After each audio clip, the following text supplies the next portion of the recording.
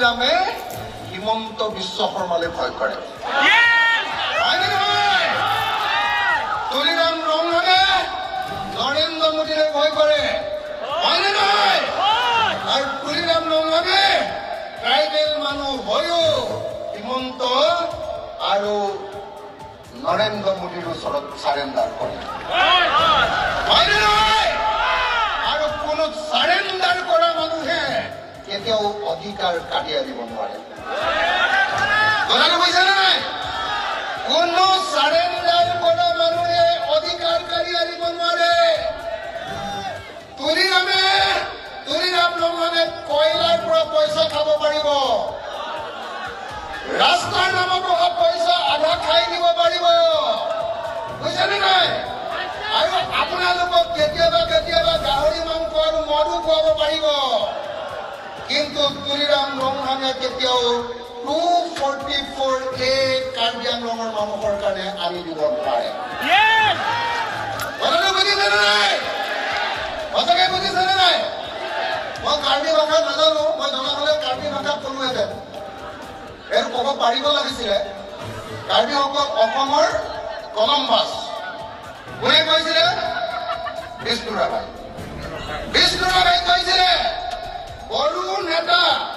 অসমৰ আটাইতকৈ ডাঙৰ বিপ্লৱী বিষ্ণুৰাভাই কৈছিলে যে অসমখন প্ৰথমতে আৱিষ্কাৰ কৰিছিলে অসমৰ প্ৰথম মানুহ হ'ল কাৰ্বিসকল বুজিছেনে নাই মোৰ গুৰু বিষ্ণুৰাভাই কৈছিলে বিষ্ণুৰাভাই কৈছিলে যে অসমৰ প্ৰথম মানুহবিলাক হ'ল কাৰ্বি মানুহ আৰু সেই বিষ্ণুৰাভাই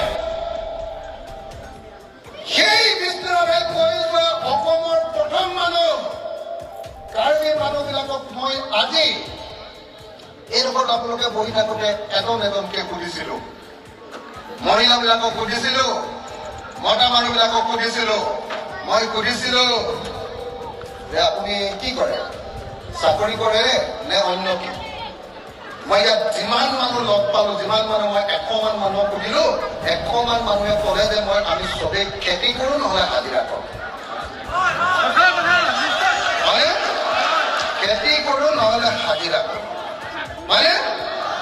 তাৰপিছত মই সুধিলো যে আপোনালোকৰ ঘৰবিলাক পকা নে কেঁচা মোক এজন মানুহে মাত্ৰ ক'লে যে আমাৰ ঘৰটো পকা বাকী মই 100 জনৰ ভিতৰত এজন মানুহে পকা বুলি ক'লে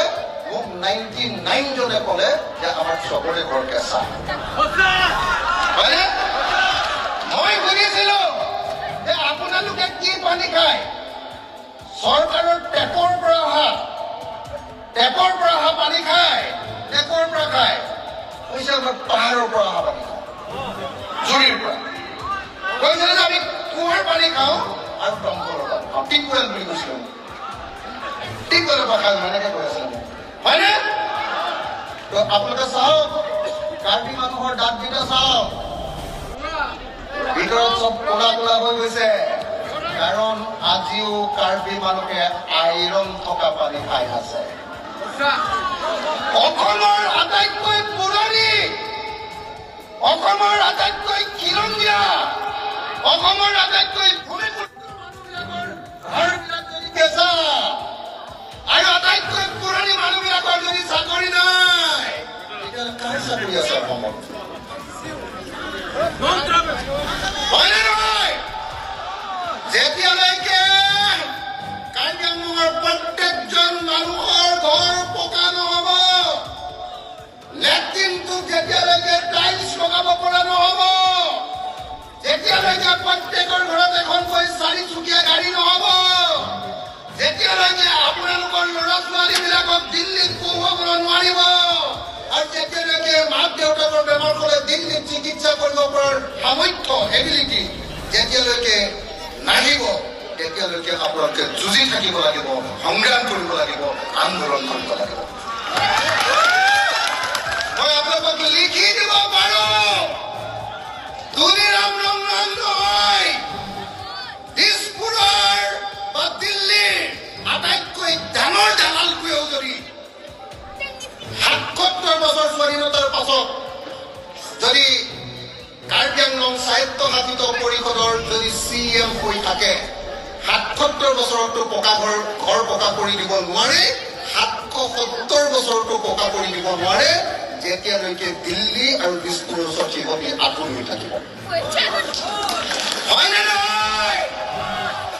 একদম আজি কাঠাৰদাই একদম স্পষ্টকে কৈছে যে যদি তুলিৰাম ৰঙাক ভোট দিয়ে যদি বিজেপিক ভোট দিয়ে তেতিয়াহ'লে 2 টুকুৰা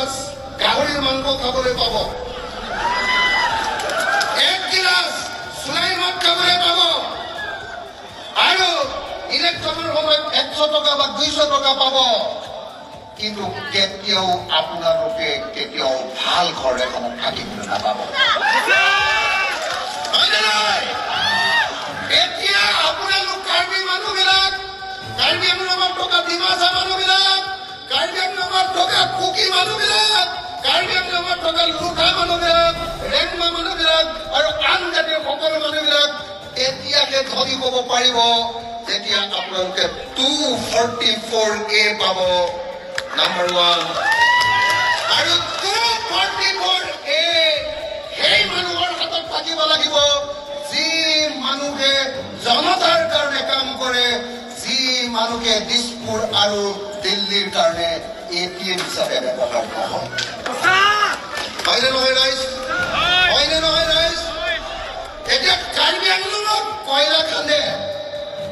এতিয়া NC হিলছত কয়লা আৰু সুনীল খান্দে কিন্তু